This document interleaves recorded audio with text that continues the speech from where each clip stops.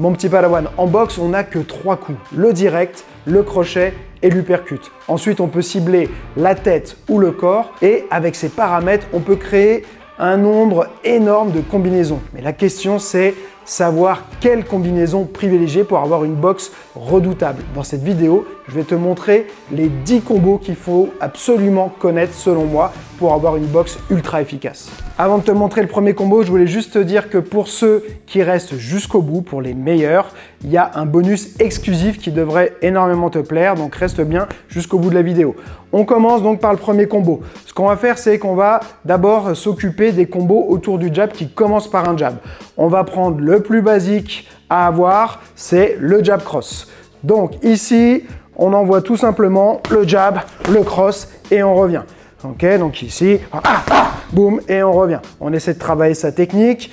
Alors, comment à chaque fois travailler ça? Moi, ce que je te recommande, c'est de faire des rounds avec du séquentiel, comme moi j'utilise la plupart du temps dans mes séances. Donc, au lieu de faire que du jab cross pendant 2 minutes ou 3 minutes, tu vas faire 1 le jab, 2 le jab cross, puis tu te déplaces, jab, jab cross, et ainsi de suite. D'accord? Et ça te permet, tu vas voir, sur les enchaînements notamment un peu plus longs, de travailler au final plusieurs enchaînements puisque chaque étape, ça va être quasiment un enchaînement. Donc là, c'est 2 coups, donc on ne peut pas appeler ça un enchaînement sur le jab, mais tu travailles ton jab seul plus ton jab cross. Ça, c'était le premier combo.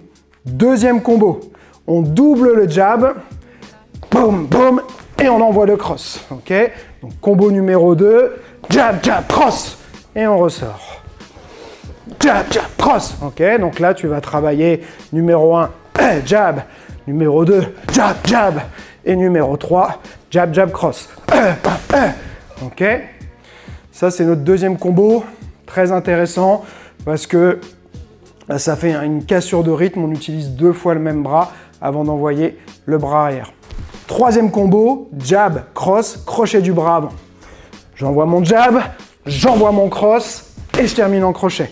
Là, souvent, pour avoir la distance, il va falloir soit faire un jaillissement, c'est-à-dire sur le jab, tu vas rentrer avec tes 2 appuis, puis tourner sur place, soit faire du un pas un coup, c'est-à-dire j'envoie la jambe avant, j'avance la jambe avant en envoyant le bras avant, je rapproche ma jambe arrière pour envoyer mon cross, et ensuite je suis à distance. Je me suis rapproché sur mon cross, je vais rentrer, ok? Ou alors je vais jaillir dès le premier et faire la suite sur place. Ça veut dire que je ne vais pas développer forcément complètement mon jab, je vais travailler boum, plus près, dans l'espoir de réussir à placer mon crochet, d'être dans la bonne distance. L'intérêt, c'est que là, on a un combo de 3 coups avec 2 trajectoires linéaires où l'adversaire va essayer de chasser ou se protéger et ça va souvent créer l'ouverture pour le crochet parce qu'il a défendu ici dans comme ça, une sorte de couloir et il va parfois se retrouver à avoir baissé ses mains ou avoir découvert une ouverture sur le côté pour le crochet. Donc ça, très simple, très basique, mais très efficace. Et pareil, tu vas travailler 1 en jab, 2 jab cross, 3 jab cross crochet et tu recommences.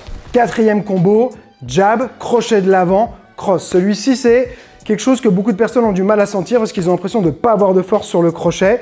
Je vais faire 1, 2, 3. Là, tu peux le faire de 2 manières. Tu veux avoir de la puissance dans ton crochet, tu veux quand même que le crochet connecte de manière efficace.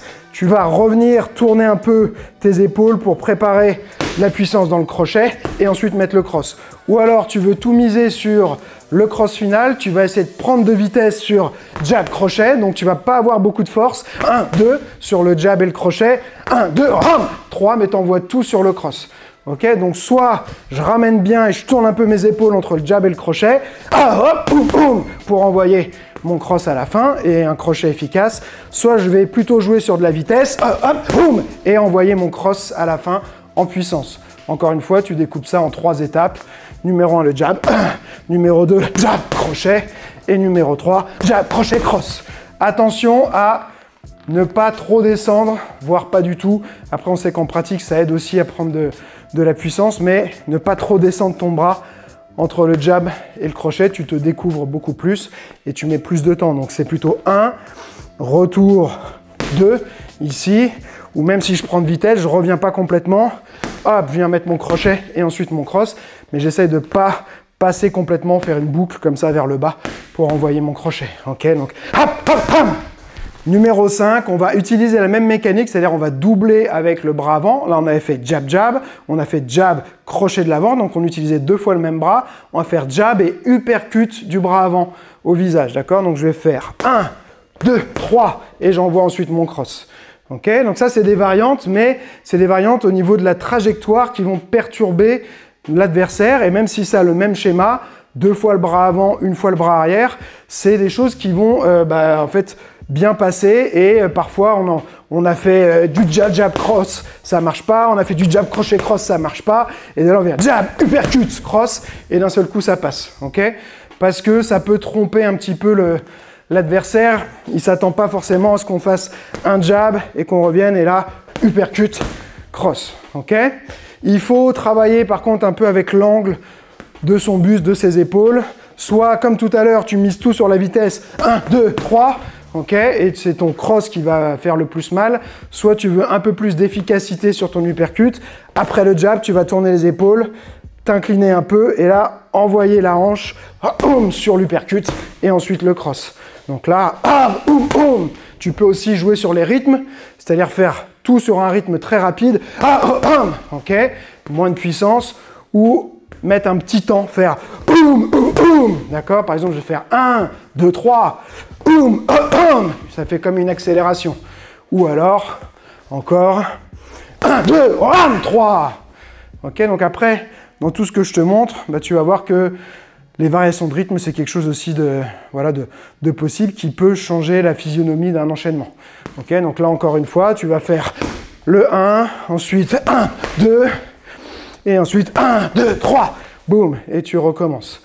Ok, donc ça, c'était notre enchaînement numéro 5. 6e combo, jab, jab au corps et cross. Là, on utilise le principe de changement de niveau pour déstructurer la défense de son adversaire, et le money punch, ce sera sans doute donc le cross. Il y a Inoue qui a mis un KO en utilisant ça il n'y a pas très longtemps. Donc je fais d'abord un premier jab ici, de là je vais changer de niveau, sortir ma tête de l'axe et envoyer mon jab au corps.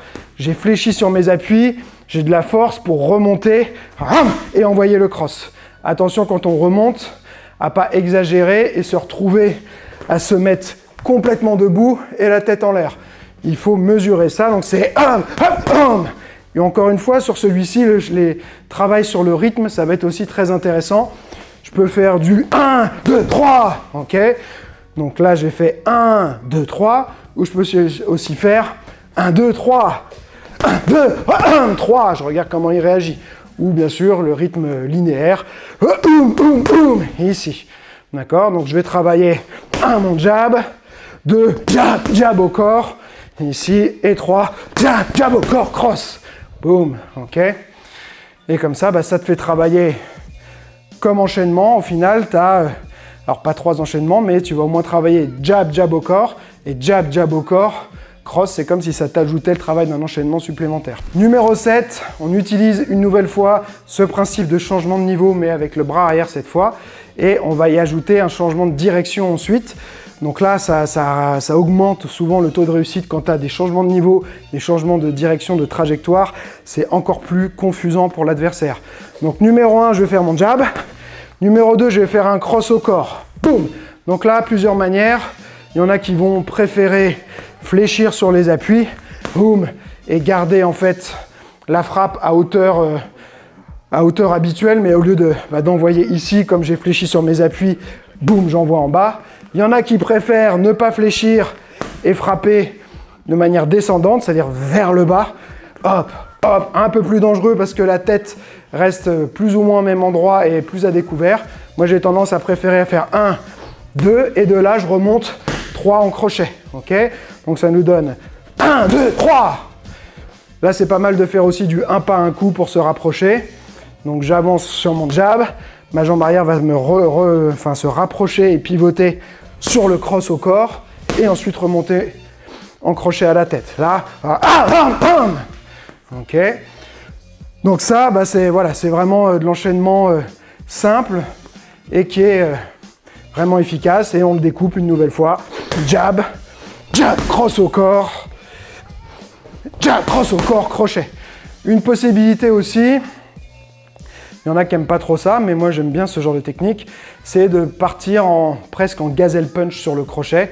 C'est-à-dire là, j'ai bien allongé, ici je suis un peu loin, et boum, je viens faire comme un petit saut en faisant un mini pas chassé avec mes appuis pour casser la distance.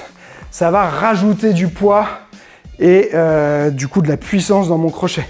Donc là, 1, 2, et de là, hop, je pousse sur mes appuis, je vais me redresser mais sans sortir la tête, et tout tourner, c'est-à-dire tout faire pivoter d'un coup mon corps, boum, pour renvoyer la frappe en rotation. Donc là, boum. Ça, c'était utilisé par des grands boxeurs. Il y en a plein, que ce soit Mike Tyson, que ce soit Sugar Ray Leonard. Enfin bon, voilà, je dis les premiers qui me viennent à l'esprit, mais c'est une vraie technique, le gazelle punch. C'est pas que dans Hajime no Ippo, pour ceux qui connaissent. C'est une vraie technique qui est très efficace. Une prise de risque, parce qu'on se jette, mais très efficace.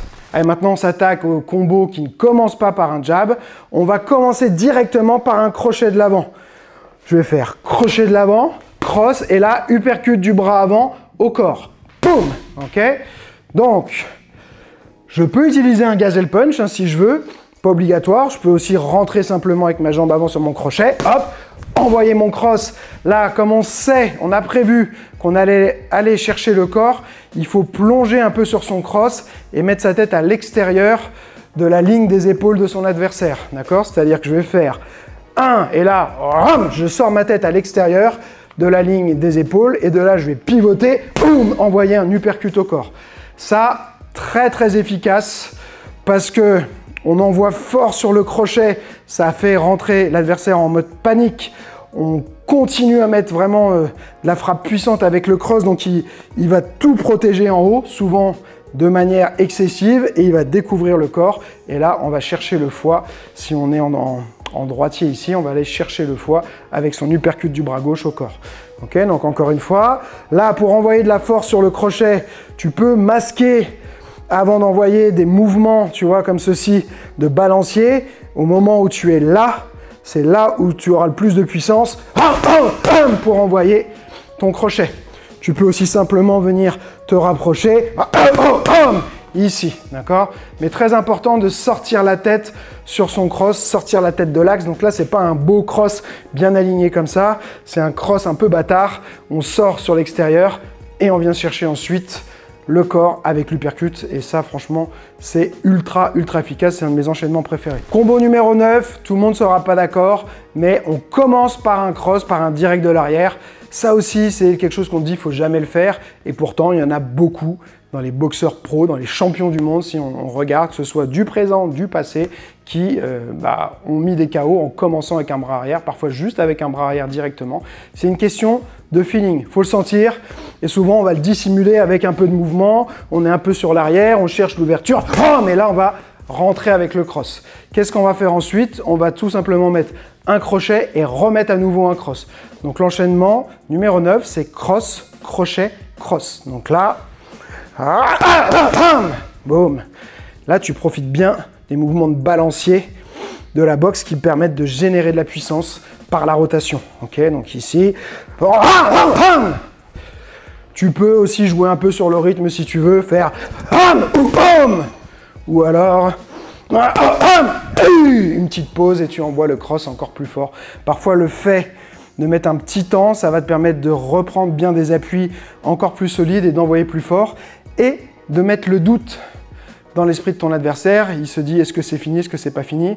S'il a le malheur de commencer à réagir, vu que toi tu étais déjà lancé, tu vas te connecter, le toucher avant, et lui ce sera peut-être découvert pour essayer de faire un contre. Numéro 10, c'est les mêmes attaques que sur le numéro 9, mais dans un autre ordre.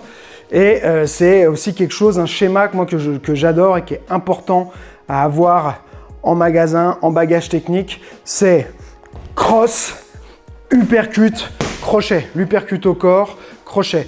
La capacité de doubler ici, corps, tête, ça c'est un classique et il faut absolument savoir le faire.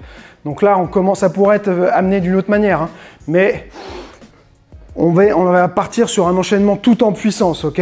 Donc je suis là, peut-être j'ai chassé d'abord, j'ai chassé une attaque, j'ai mon opportunité, boum, et je rentre de là, cross, uppercut, crochet. Encore une fois, donc là,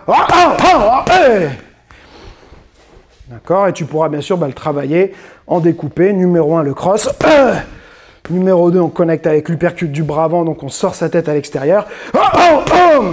Et numéro 3, on recharge, on réarme en quelque sorte. J'ai fait l'uppercut, je reviens pour repréparer une autre rotation avec puissance ici. Là, attention à justement ne pas zapper cette deuxième rotation, sinon tu n'auras pas de puissance. Si tu fais cross, uppercut, crochet, il n'y aura pas grand chose. Okay, ce qu'il faut, c'est uppercut, revenir, crochet. Là, ça tu peux aussi, c'est un truc que j'ai hésité à le mettre dans les enchaînements, mais un truc à bosser où il faut être à l'aise sur et toujours bien attention à avoir l'autre bras qui reste en position pour pas se faire contrer ou du moins être protégé en cas de contre. C'est top, tu as été jusqu'au bout de la vidéo, bravo, et donc tu as mérité ce bonus exclusif. C'est un entraînement complet où on va travailler ces 10 combos que tu vas retrouver sur le Jedi Club. Donc tu as mon application mobile, tu as le lien bien sûr en description. Tu peux télécharger l'application, c'est gratuit. Tu auras juste à créer un compte et ensuite tu auras accès à cette vidéo avec les 10 combos à connaître absolument. Un entraînement à suivre en temps réel. On va faire des rounds au sac de frappe. Si tu n'as pas de sac de frappe, tu pourras le faire également en shadowboxing, c'est pas un problème. Et comme ça, ça va t'aider à rentrer, à intégrer ces enchaînements dans ton corps. La séance, tu pourras la faire autant de fois que tu veux. Si tu passes par l'application, tu pourras aussi la télécharger pour avoir accès hors ligne à la séance. Comme ça, où que tu sois, même si tu n'as pas de connexion, si tu l'as téléchargé à l'avance, tu pourras suivre l'entraînement en temps réel avec moi. J'espère que ça te fait plaisir. Et n'oublie pas, celui qui croit savoir n'apprend plus, alors garde l'esprit ouvert.